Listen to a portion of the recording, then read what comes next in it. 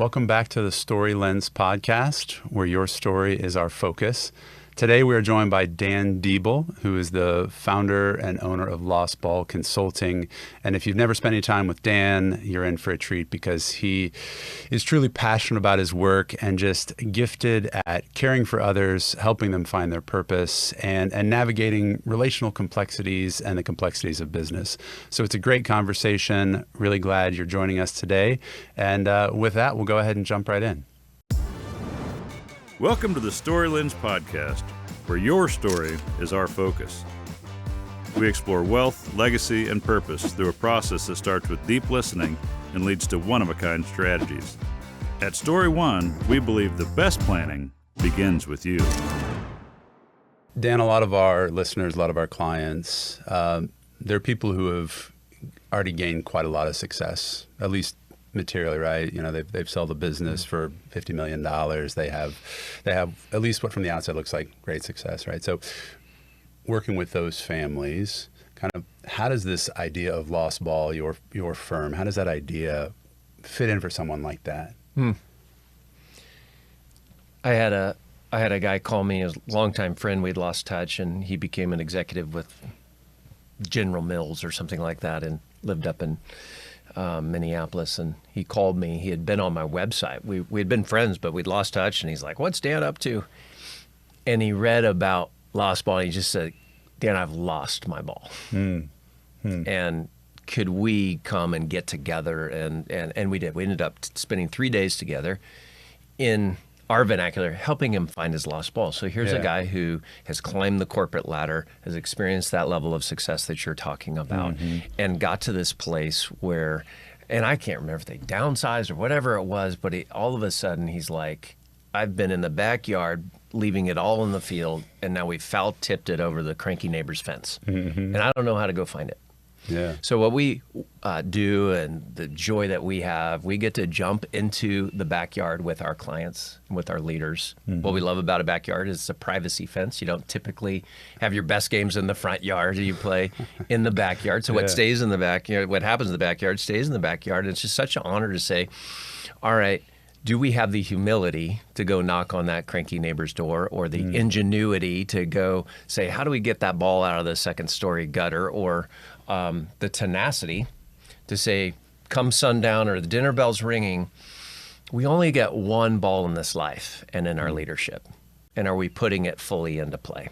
And that's the essence. And if you really parse the word lost and ball, lost, literally the Webster's definition is something that you own, but that's not in your possession. Isn't that interesting? Yeah. You own it, but you don't actually possess it. And that's why we go and search together and just say, let's find, whether that's your potential, whether that's your purpose, whether that's increased performance, whether there's kind of some gridlock or undertow or sideways energy that we need to kind of unearth and work through, whatever that is for a team, for an organization, or for an individual leader. It's like, man, let's find that ball and put it into play. Yeah. Do you find that where you intersect, whether it's business owners or families, leaders, like, are they usually pretty keenly aware that kind of that ball is lost, so to speak? Or is it something you find yourself uncovering in conversation? Yeah, it's mixed. Yeah. I know what it's like personally to have lost my ball, to plateau, to feel stuck, to be, borrowing on some biblical language, to be kicking against the goads. It's an old term there. But just to go like, I feel like I'm banging my head up against the wall. I feel like I don't have the same vision that I once had. I don't feel like I have the same influence, and maybe I've undermined my influence or whatever it is. And so I know that feeling. That's what makes the work so rewarding, is we get to jump in the backyard because we also know what it's like to feel most fully alive as well. And that's what we want for everyone. And not everyone exactly knows why they're reaching out to us. They're just like, something's going on. I want to get better. The great leaders are going, I'm missing something. I don't know what it is. I think there's broccoli in my teeth. Could you help me find it? I think the ball's in Cujo's clutches. I'm not quite sure how to go after it. So not everyone has it defined or whatever. But the ones that we get to work with by and large and love to work with are the ones that are just, they have that humility to go, hey, I just know we're not going to get there unless we jump in with you here. So it's fun. You love the patient that hops up on the table, right? But it's so often it's like I have a friend that Well said. he would always say, you got somebody walking around asking for a Band-Aid when they've got a massive head wound, right? Right. So there are times where like everyone else in the group is like, we really need to get Cameron like up on the table, and Cameron's like, I don't need to get on the table. Totally. Totally. Yeah. Really hard. Yeah. And there are some moments where we just go, basically we go, look, this works if you're willing to work. Yeah. And that's true in anything, right? Yeah. And all we need is coachability. That's all we need. Yeah. But it's a big thing. Yeah. One of the other things I'd love to just have you, you have kind of a unique background to get to where you are professionally, right? And so one of the things that I tell young people, anybody that asks, is like the awesome part about our job is it's a profession and a calling. Yeah. Right? So we do very technical things, and we help with really obscure things that nobody else cares about or knows about, right? Yeah. But then we also end up in very tender places with families because they're working through very difficult things, right? Totally. So like it's both. It's a profession and a calling. And so just talk a little bit about kind of about your background, kind of how you ended up doing what you're doing today. Yeah, well, out of school, I joined McDonald's restaurants. Did you know that? That did not know that. Yeah. It's a fun, wild story. And then Grimace went away. Right? But we keep bringing back the McRib, John. So, I was doing marketing for a franchisee group out of Santa Barbara, California. And long story short, moved into working with a vendor to McDonald's. That's what moved me from California to essentially Overland Park, Kansas. And then this kind of prompting and call to enter into full-time vocational ministry. And a lot of stories between how I got from there into 20 years of doing vocational ministry. I was the lead pastor for 15 of those years at Heartland Community Church here in Kansas City. And had a real following. I mean, people, it was a really thriving church. Yeah. People loved you as a pastor. You won't say that, so I'll say it. Well, thank you. And I got to build on the great work of Craig McElvain, the founding pastor, who was a mentor to me. And so, man, it was good bones that we could build upon there, I tell you.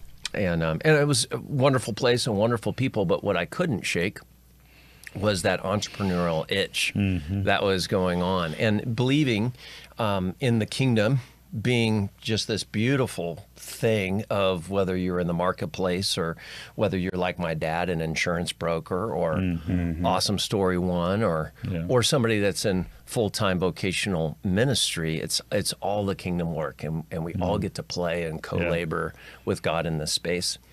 I was trying to take that entrepreneurial itch and like work within the walls of the church, but it just got more and more kind of complicated, and the compulsion to go kind of start my own thing got just stronger and stronger, where I got to, I can't not go do this. Yeah. And so February 1 of 2020, I transitioned from Heartland, hung the Good lost timing. ball. Thank Good you. timing. Thank you. Nailed it. Yeah. Right. Yeah, you don't want me working on your team, right? But yeah, hung the shingle. I'll tell you, February was awesome. Yeah. And then the whole world shut down. Right. Yeah. And it's like, here we go. Yeah. Yeah. We were just, so I was a scoutmaster for 8 years. And you know how Eagle Scout, buddy. I had there no you go. idea. Yeah. The whole That's podcast awesome. is just going to go in that direction. Yeah. I'm afraid. I Just talk was- about that for We're gonna hours. talk about scouting. Lackluster scout. You don't want But the interesting thing is that, on your Apple Photos, things just come up.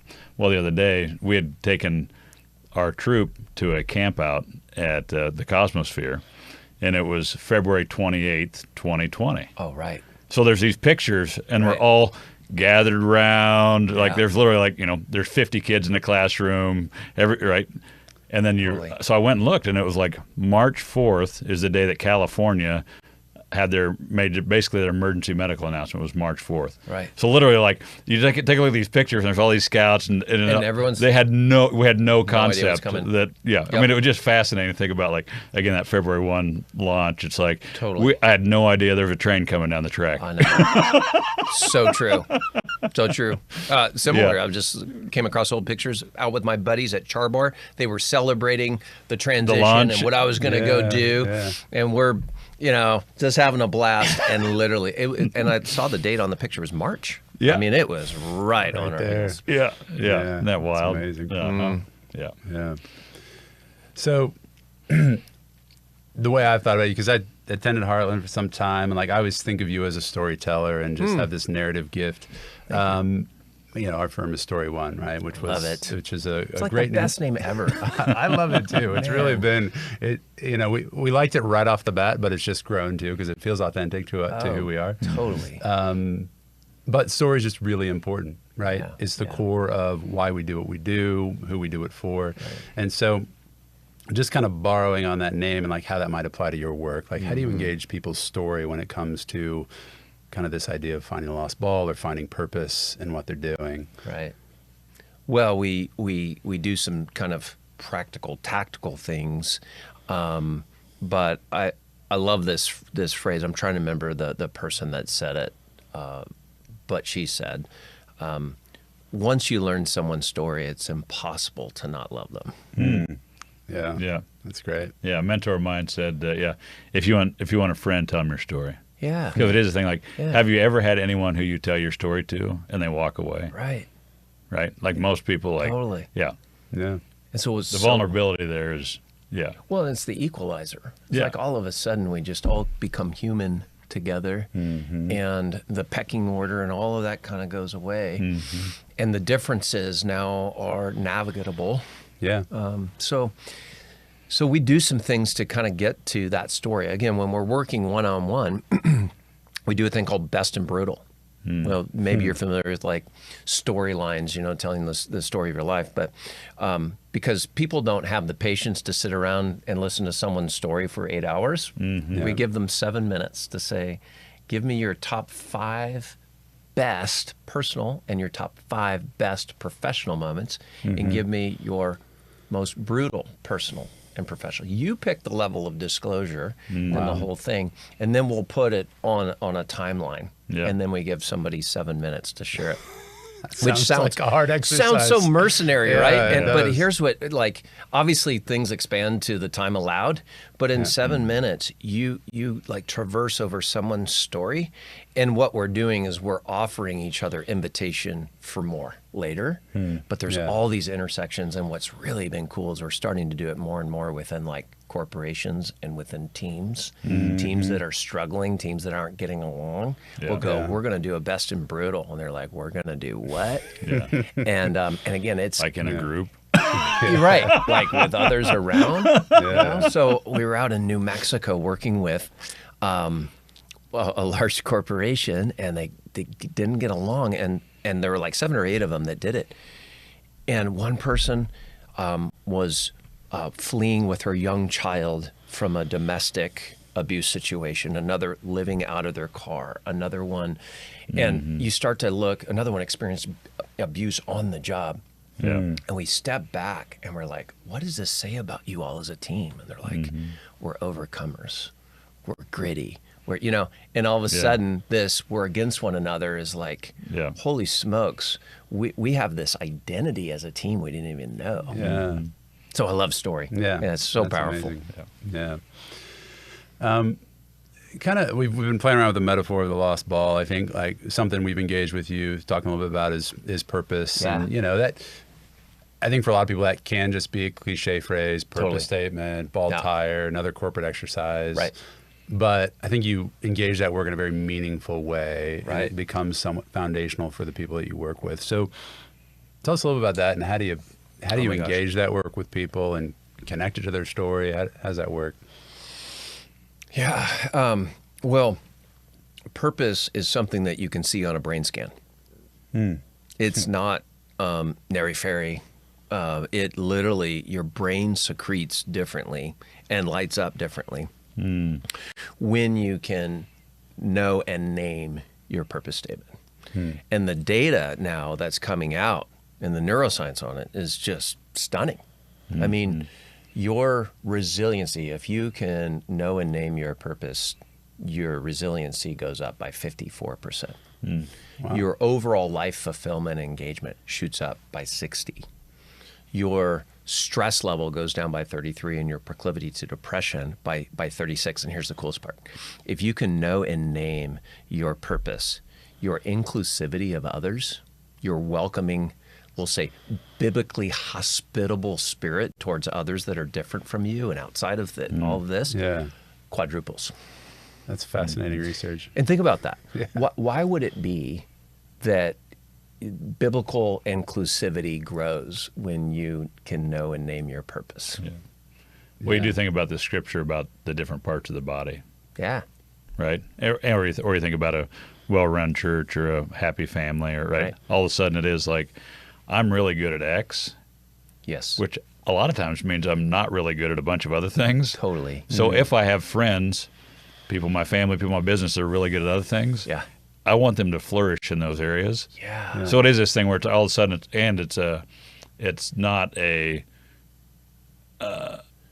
it's a spirit of abundance, right? Yes. We versus can all scarcity. Right. Yeah, So totally. the old thing is like, if you do well, that means everybody else has to do something poor. I was like, no, like as friends, we want each other to win. Exactly. Right? Yeah. Well, and that you're absolutely spot on, because the definition, if you break it down, it's kind of like where your greatest gifts meet the world's greatest needs kind of thing. Dr. Vic Strecker, he's from the University of Michigan's School of Public Health. He's really like the leading researcher and thinker on this, and he describes purpose through three things. One is it has to be goal specific. Two, it has to be meaningful to you. But here's the kicker, and here's what you're talking about, John. It has to be about others at the end of the day. Yeah. So when you have your purpose, there's a security at the identity level. So no longer does difference or disagreement unsettle you.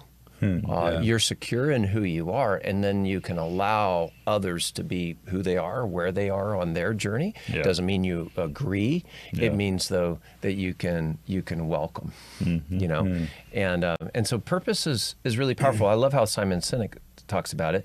Again, from that resiliency standpoint, it's like purpose is what separates doing what's easy versus what's doing right. Well, I think there is a phrase you like. I mean, honesty is kind, or what is it's the Brene phrase? Brown who says clear is kind. Clear is kind. And the difference between, you all work with families and foundations and businesses, and when I walk into a culture and they're like, oh, we're just like a big family here, I think, so you mean you're very dysfunctional? Is that must be what you mean? You don't know how to move to agreement. You don't know how to work through disagreement, because what they're saying is we're all really nice here, and nice makes me nervous, because there's a big difference between being nice and honest. Yeah, that's it. Yeah.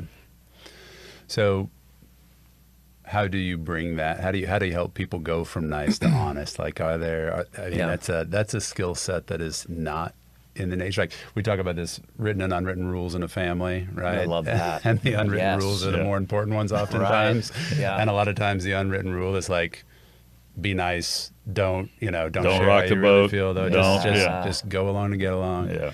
So, That's like, good. how do you start to help families or businesses kind of move into that honesty safely, and so they actually take the risk? Yeah.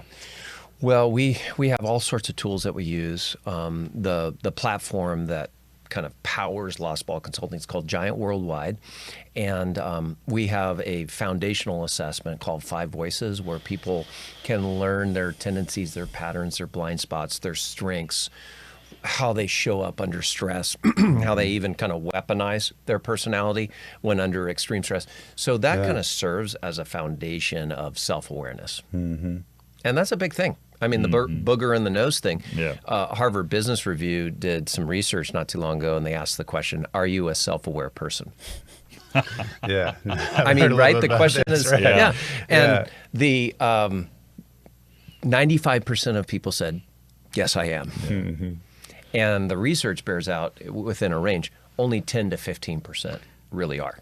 Yeah. Probably more like 5. Well, right? And so back to like, who do we want to work with? We want to work with people who go, I know it's somewhere up here. That's right. You know, where is it? Or just like, I'm cool if somebody tells me. Hey, Totally. I'm cool if you tell me. Yeah, totally. Yeah. And so that's kind of where we start, is that kind of self-awareness. And then we want to move to that emotional intelligence. Now, if I can grow in greater awareness of me, and by the way, it's not all like, you suck, here's how you have to grow. It's, hey, here are your strengths, and here's the kryptonite and the blind spots. Now, how do we move from self-aware to others-aware? And that's emotional intelligence. I mean, this question is hard. What's it like to be on the other side of you? And it is never what we think. Yeah. Particularly as leaders, those with resource, your voice is always louder, your footprint is always bigger, your shadow is cast always longer, and you don't know it. You're just you. Yeah. But when you walk in a room, the whole dynamic of that room changes, and we don't even know it, and we're not even aware. So how do we curate that space between to be aware of what's happening emotionally inside of me and what it's like to be on the other side of me? And that's emotional intelligence. Yeah. And then I wish we had a whiteboard here, gentlemen. It'd be so much more engaging. Might have for the next conversation. Exactly. Yeah. So if you just kind of picture the Venn diagram. So from self-awareness to emotional intelligence to kind of skills intelligence, like putting tools into their hands that help them become leaders worth following, that are able to actually help others ascend the mountain versus just themselves. And so we have about 70 different tools that kind of unearth that, give common language for it, help the nice to move to honest. And it's a lot of fun. And so many of the people that we work with, are faith-oriented. Yeah. Right? Their relationship with the Lord is important to them. Yeah. And one of the things that's inspiring is, so many of the leaders that we get to work with are, the top of their game, right? Yeah. But they're also wanting to be better, right? Yeah. They're wanting to be better fathers, or wanting to be better husbands, or wanting to be better grandfathers, better business leaders. So it is this thing where it's like this, regardless of age, like I think that we're called to be nimble and responsive, right? So it is this like, it's a beautiful thing, especially in a lot of times, so much of the engine for these people that are successful is they come from brokenness. Yeah. Right. Or like some of the wealthiest people I've ever worked with grew up in the most impoverished, sad situation you've ever heard of, right? Yeah. But it's like, that's the fuel, right? That's Totally. the thing that fuels the fire. Totally. But it's also the thing that can burn everyone that's around you. Right? If it's not well focused. Right. Yeah. But it is this thing where it's like, so many of these people that have the big engine also may not have been well equipped, right? Oh, wow. So to work with them in a situation where it's like, we're actually going to we're going to give you tools that you can begin to implement. So it is this thing where it's like, that's one of the blessings of the work that you do, that it's like you get to watch someone that's literally transform, right? Yeah. Take this thing that was a weapon and be like, oh, it's actually a tool. Yeah. Right? Totally. Yeah. So like, Boy Scouts are always like, no weapons. Like, well, I can carry my pocket knife because that's a tool, right? It's not a weapon. That's right. Right? So it is this thing where it's like, how do you take something from being a weapon to being a tool? And it's just like, oh, well said. Yeah. Yeah. Yeah, and dipping into some of what happened in the past is what's shaping me now and for the future, and that's called sovereign foundations. I mean, that's the story of Joseph. What he says to his brothers, what you intended for evil, God's going to make for good. So back to the best and brutal, we do that as part of the purpose statement shaping process, right? Because there are things in the brutal that God's going to make for the best. For sure. And to see it on that kind of like EKG of your timeline, of your story, and go, we would have never gotten here if it weren't for there. Oh, yeah. And so that's really, really fun work. And we'll always tell clients and say with them, like, hey, look, two things. One is if we're not at some point at risk of being fired, we're not doing our job, right? And it's that kind of, hey, I'm going to walk alongside you and hold up the mirror. Yeah. But we also say, we'll know this is working when whoever is in your house, spouse or whatever, starts saying, whatever that lost ball thingy is that you're doing, would you just keep doing that, please? Yeah. Because we love for people in a work environment to like, for it to spill over in every respect of their life. And it's really kind of holistically impacting them at that point. Yeah. One of the beautiful things that, where a multifamily office is different than a single family office. Yeah. Like, right. we're a little bit more, we're our arm's length, right? So like a single family office would be like, I walk in, you own the company or you own the whatever, and I report to you. Yeah. So I'm a yes man, right? A multifamily office, like, people actually hire us to solve problems. So a lot of times, like, hey, Dan, you're the problem, right? So, whereas if we're in a single family office and you're my boss, like, a part of me is like, Dan, you're a great guy, right? So it is this thing where it's like, you don't want to get fired, but at the same time, there is an element of like actually being helpful. Where there are times where you're just like, actually, we need to be brutally honest. Like, part of the issue is your attitude, your lack of consistency, engagement with family, like all those things are like, because a lot of what we're dealing with is like this multi-generational idea. Right. And it's like, man, how beautiful would it be to redeem your story and have that spill down through the ages. So it is like this thought of like the best and brutal, like across generations. Yes. Not for the next 20 years, not for the next 30 years, but for the next 100 years. Well, it does cascade. Yeah, right? Absolutely. Yeah. As a team, we talk about this all the time. People are not paying us to just be their cheerleaders. Yeah. And we can just look to those moments of breakthrough is when we had to do the uncomfortable thing. And borrowing on 5 voices, so like my voice is connector. And there's 5 voices and it stacks like this: connector, creative, pioneer, nurturer, guardian. And here's what this means. I love to bring people together. The creative in me loves to do something that's never been done. The pioneer says we had better do it. The nurturer says, I'm not really going to coddle you along the way. And the guardian says, and I need someone else to build the systems and the processes. But digging down into that, as a connector, I want everyone to like me. I'm a people pleaser to my core. I have a performative, chronic thing going on at all times. So to stand up in a moment and to hold up that mirror like you're talking about, John, is really, really hard. And sometimes if I'm not being purposeful and I'm not fighting for their highest possible good, I will retreat to niceties. And then no one wins. And then at some point you actually get fired. It's easy to lose traction at that point. It really is. That's good. How does that work for you guys? Like when you're in a moment and you're gonna always, from a fiduciary and holistic standpoint, you have to also fight for their highest possible good. There are times it's really difficult. I mean, there are times where it's literally like, is now the time to engage us? Is now the right? Because it is like, if we're going to work together for the next 30 years, we need to. So it is this thing where it's like, there are times where it's like, now's the time to engage it. And there are times where it's like, over the arc of time, they see things differently than I do. From an economic standpoint, from a market standpoint, right? So there is like kind of picking your battles. But it is also, it's like, I'm the sheepdog mentality. So there's an element like, I want to protect the whole family. And sometimes that's protecting you from you. And when's the right time? When's the right time? Yeah, that's right. That's right.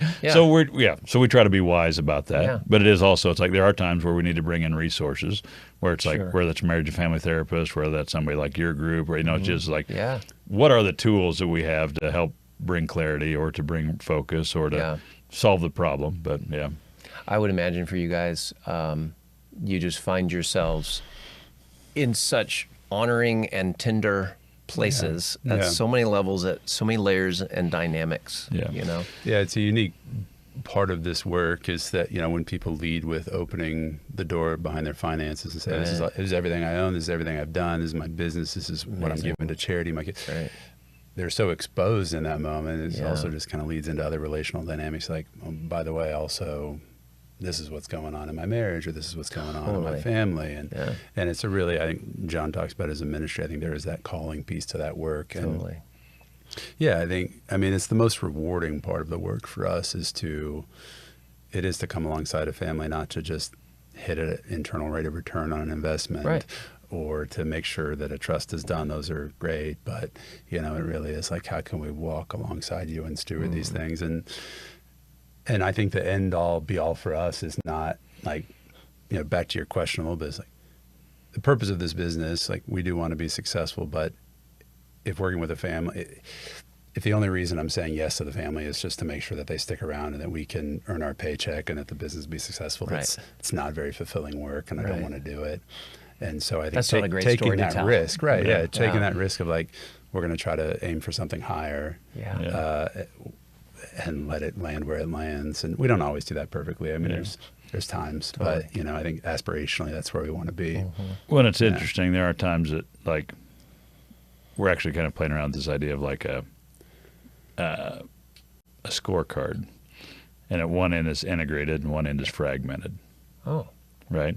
So this idea of like across whatever 15 different disciplines, on a scale of A to F, it's great. right?